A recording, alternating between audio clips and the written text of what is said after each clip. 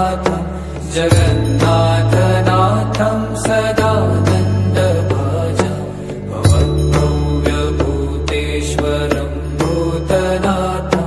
शिवं शङ्करं शम्भुमीशानमीडे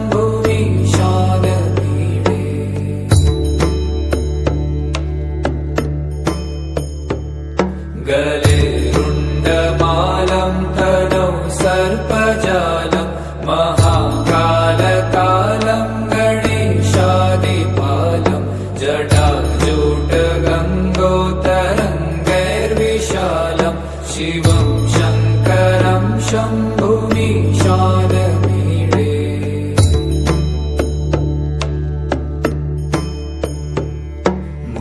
मुदामाकरं मण्डनं मण्डयन्तं महामण्डलं भस्मभूषाधरन्तं अनादिं ह्यपारं महामोहमारं शिवं शङ्करं शम्भुमीशानमीडे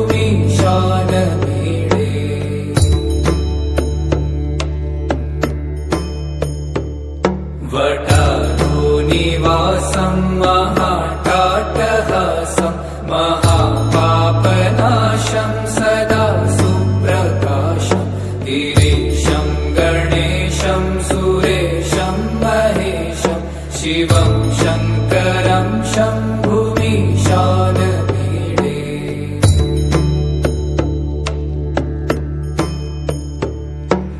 गिरीन्द्रात्मजा सङ्गृहीतार्धदेहं गिरौ संस्थितं सर्वदा पन्नगेहं परब्रह्म ब्रह्मादिभिर्वन्द्यमानं शिवं शङ्करं शम्भुमीशानमीडे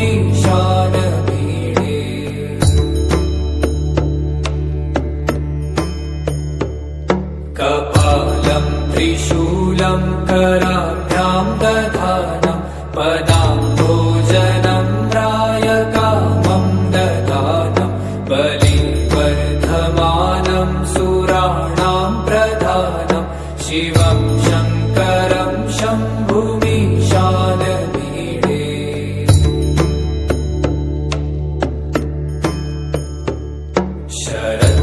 शरच्चन्द्रगात्रं गणानन्दपात्रं त्रिनेत्रं पवित्रं धनेशस्य मित्रम् अपर्णाकलन्त्रं सदा सच्चरित्रं शिवं शङ्करं शम्भुमीशानमीडे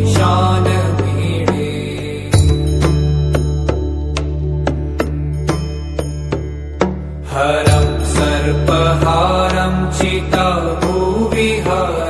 भवं वेदसारं सदा निर्विकारं श्मशाने वसन्तं मनोजं दहन्तं शिवं शङ्करं शम्भुमीशानमीडे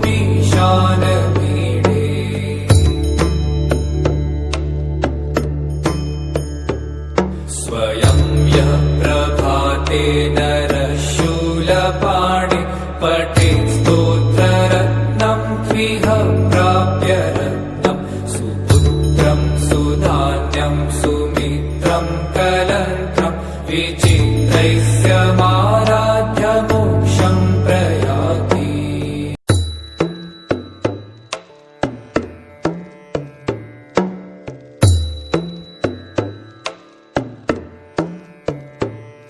प्रभुं प्राणनाथं विभुं विश्वनाथं जगन्नाथनाथं सदानन्दभाजं भवद्भव्यभूतेश्वरं भूतनाथं शिवं शङ्करं शम्भुमीशानमीडे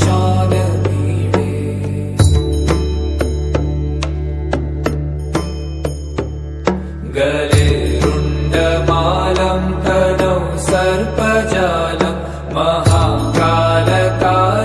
गणेशादिपालं जटाजूटगङ्गोत्तरङ्गैर्विशालं शिवं शङ्करं शम्भुमीशानमीडे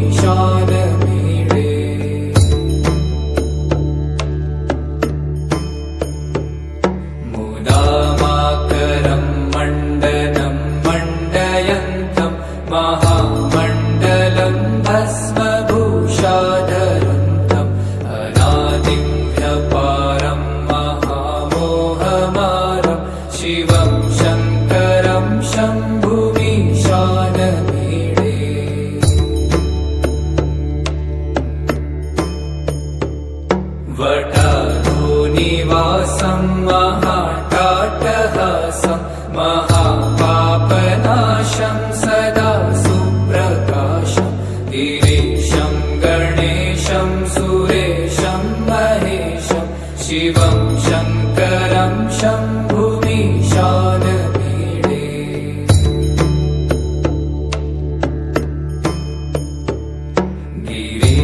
गिरीन्द्रात्मजा सङ्गृहीतार्धदेहं गिरौ संस्थितं सर्वदा पन्नगेहं परब्रह्म ब्रह्मादिभिर्वन्द्यमानं शिवं शङ्करं शम्भुमीशानमीडे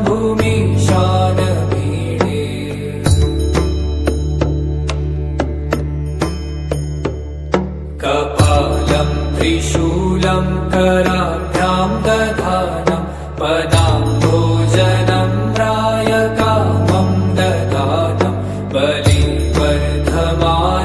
सुराणां प्रधानं शिवं शङ्करं शम्भुमीशानमीडे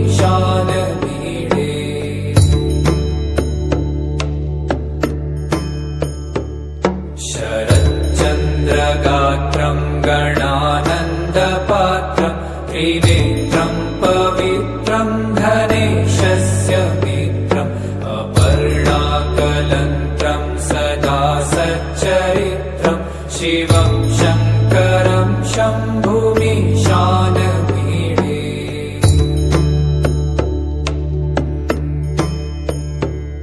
हरं सर्पहारं चिताभूविहारं भवं वेदसारं सदा निर्विकारं श्मशाने वसन्तं मनोजं दहन्तं शिवं शङ्करं शम्भुमीशानमीडे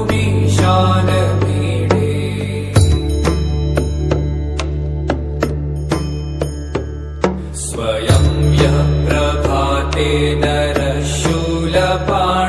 पठेत् स्तोत्ररत्नं त्विह प्राप्य रत्नं सुपुत्रं सुधान्यं सुमित्रं कलत्रं विचित्रैस्य माराध्य मोक्षं प्रयाति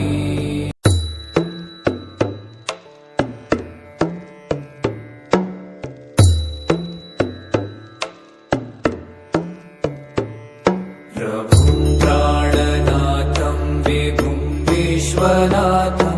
जगन्नाथनाथं सदानन्दभाजं भवद्भव्यभूतेश्वरं भूतनाथं शिवं शङ्करं शम्भुमीशानमीडे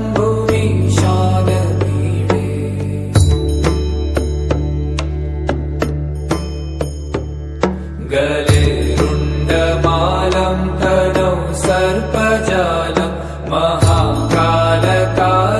गणेशादिपालं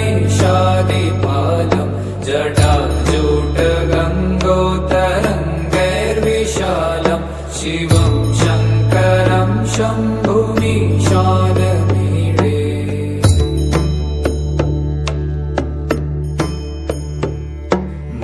मुदामाकरं मण्डनं मण्डयन्तं महामण्डलं भस्मभूषाधरन्तम्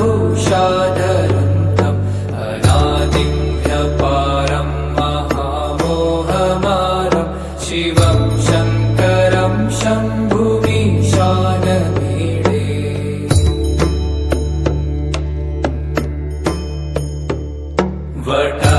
वटाधोनिवासं महाटाटहासं महापापनाशं सदा सुप्रकाशं गिरीशं गणेशं सुरेशं महेशं शिवं शङ्करं शम्भुमीशानमीडे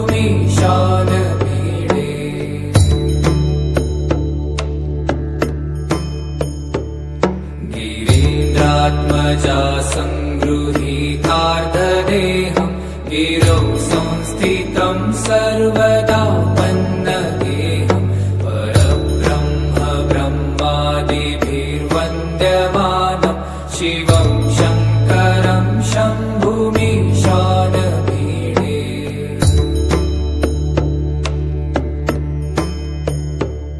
कपालं त्रिशूलं कराभ्यां दधानं पदाम्भोजनं रायकामं ददानं बलिवर्धमानं सुराणां प्रधानं शिवं शङ्करं शम्भुमीशानमीडे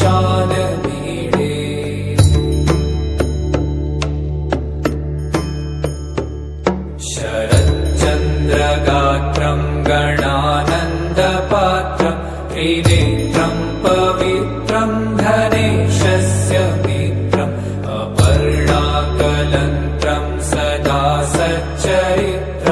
शिवं शङ्करं शम्भुमीशानमीडे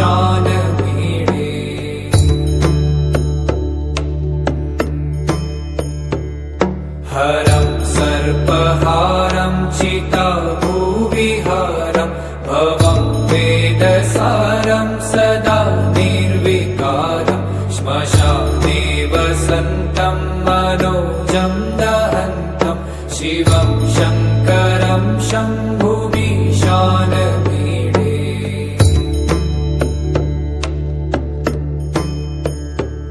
स्वयं यः प्रभाते नरशूलपाणि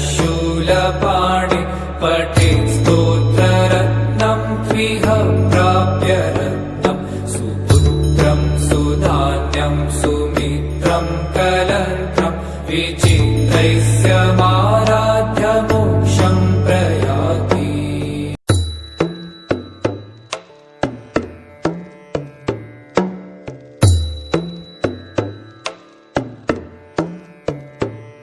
प्रभुं प्राणनाथं विभुं विश्वनाथं जगन्नाथनाथं सदानन्दभाजं भवद्भव्यभूतेश्वरं भूतनाथं शिवं शङ्करं शम्भुमीशानमीडे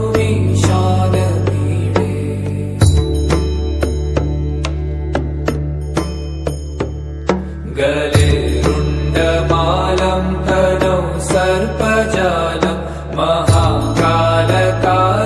गणेशादिपालं जटाजूटगङ्गोत्तरङ्गैर्विशालं शिवं शङ्करं शम्भुमीशानमीडे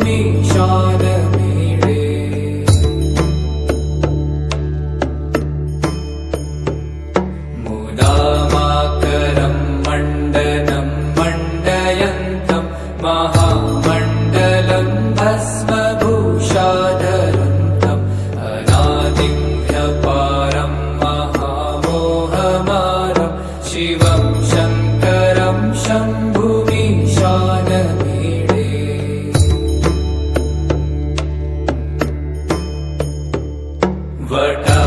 वटाधोनिवासं महाटाटहासं महापापनाशं सदा सुप्रकाशं गिरीशं गणेशं सुरेशं महेशं शिवं शङ्करं शम्भुमीशानमीडे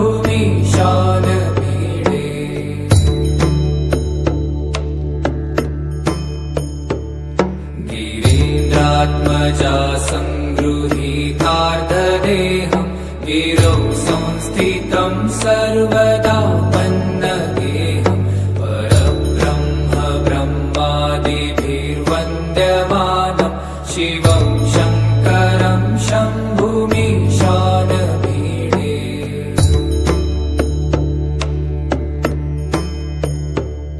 कपालं त्रिशूलं कराभ्यां दधानं पदाम्भोजनं रायकामं ददानं बलिवर्धमानं सुराणां प्रधानं शिवं शङ्करं शम्भुमीशानमीडे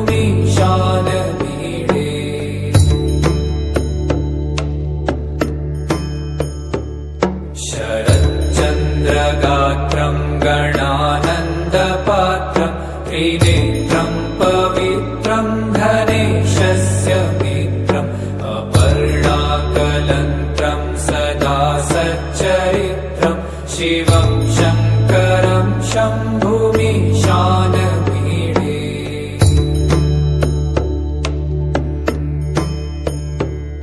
हरं सर्पहारं चिताभूविहारं भवं वेदसारं सदा निर्विकारं श्मशाने वसन्तं मनोजं दहन्तं शिवं शङ्करं शम्भुमीशानमीडे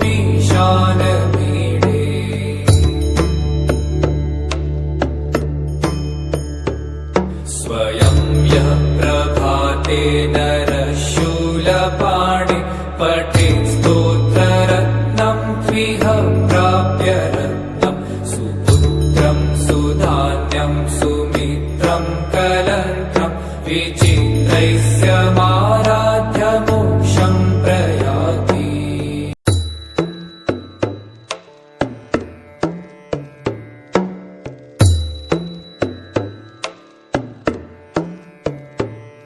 प्रभुं प्राणनाथं विभुं विश्वनाथं जगन्नाथनाथं सदानन्दभाजं भवद्भव्यभूतेश्वरं भूतनाथं शिवं शङ्करं शम्भुमीशानमीडे।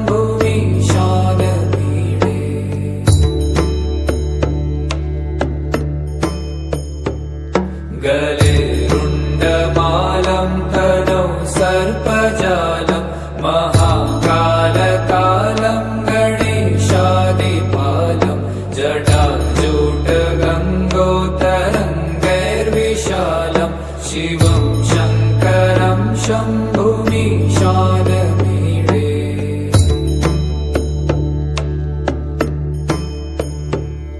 मुदामाकरं मण्डनं मण्डयन्तं महामण्डलं भस्मभूषाधरं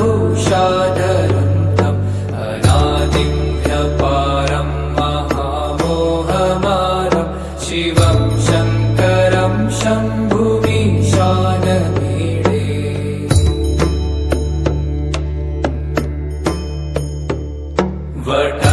वटाधोनिवासं महाटाटहासं महापापनाशं सदा सुप्रकाशं गिरीशं गणेशं सुरेशं महेशं शिवं शङ्करं शम्भुमीशानमीडे।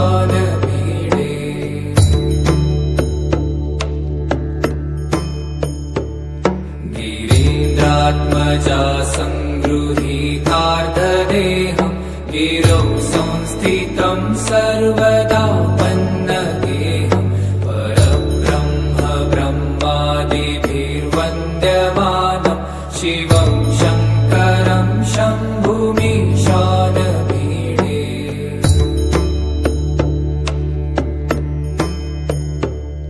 कपालं त्रिशूलं कराभ्यां दधानं पदाम्भोजनं रायकामं ददानं बलिवर्धमानं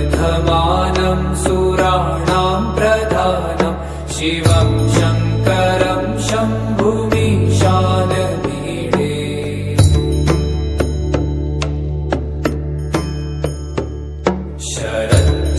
शरच्चन्द्रगात्रं गणानन्दपात्रं त्रिनेत्रं पवित्रं धनेशस्य मित्रम् अपर्णाकलन्त्रं सदा सच्चरित्रं शिवं शङ्करं शम्भुमीशानमीडे।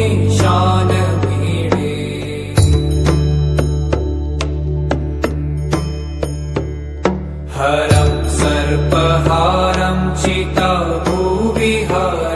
भवं वेदसारं सदा निर्विकारं श्मशाने वसन्तं मनोजं दहन्तं शिवं शङ्करं शम्भुमीशानमीडे।